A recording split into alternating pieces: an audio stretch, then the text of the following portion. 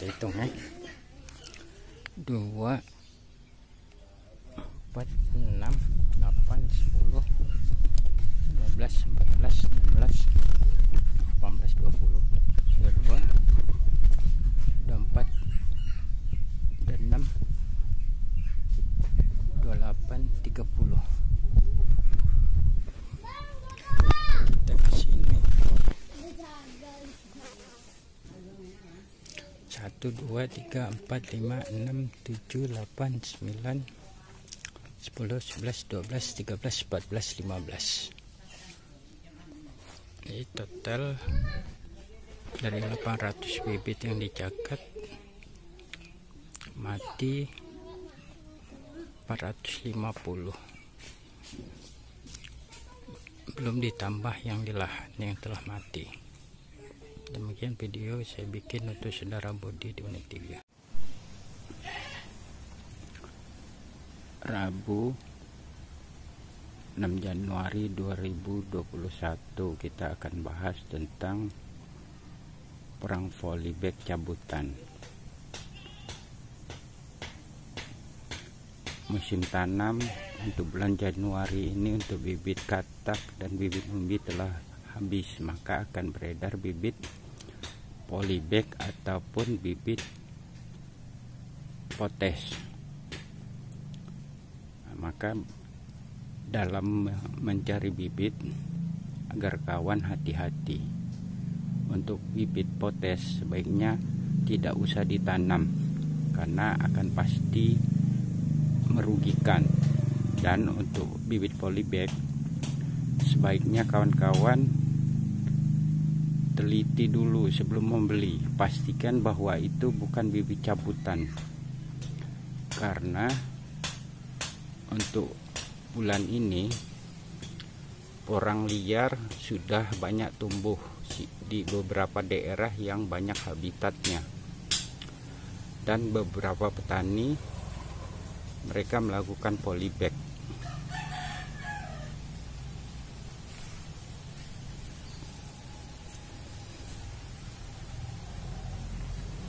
Ini adalah beberapa bibit polybag cabutan yang saya beli pada akhir Januari 2020, masuk dalam musim tanam 2019. Tapi baru di saya sekitar 1, 2, dan 3 bulan semuanya sudah dorman, atau dengan kata lain mati belum waktunya.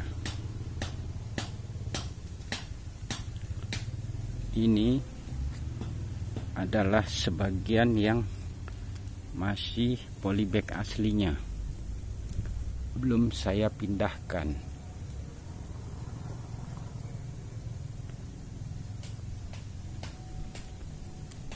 Tetapi dia akan tetap tumbuh pada musim berikutnya.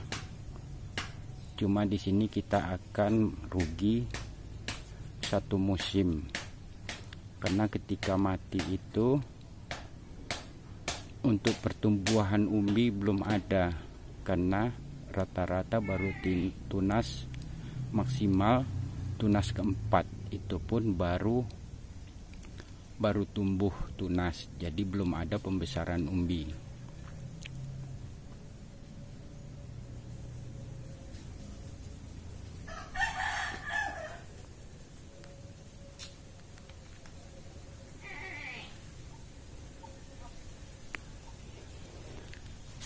Bahkan memasuki musim kedua ini masih ada yang seperti ini,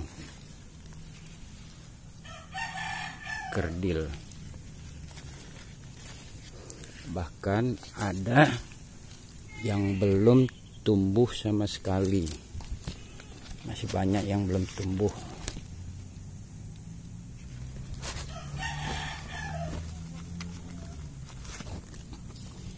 Ini batang yang lumayan besar, karena ketika itu sempat saya pindahkan ke polybag yang ukurannya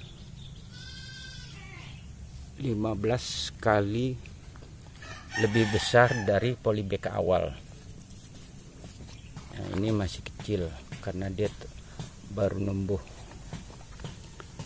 Bahkan ada beberapa yang di lahan setelah saya bongkar, perkembangan umbinya hanya bertambah sedikit.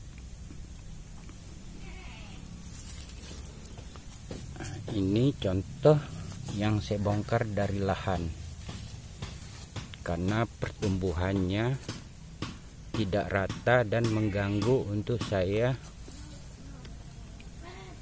olah lahan. Nah, bahkan seperti ini, karena dia terlalu dalam kegulung ketika saya olah lahan, maka dia tumbuhnya kurang normal.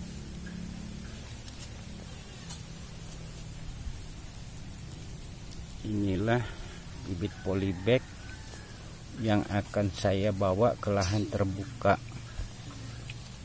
Nah, seperti ini sudah tunas kedua.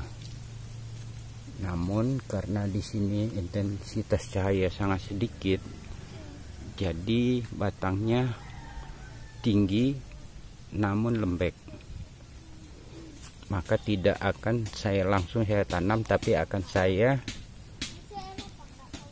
taruh di tempat yang kena intensitas cahaya sekitar 50%, agar batangnya mulai keras, dan apabila ada tunas baru dia akan menyesuaikan dengan lahan.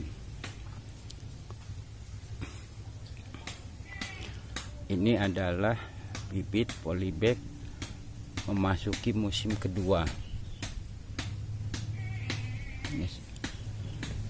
Seperti ini, batangnya lemas karena di sini di bawah naungan pohon rambutan. Untuk sebelah sini, ini bibit katak yang akan dibawa ke lahan.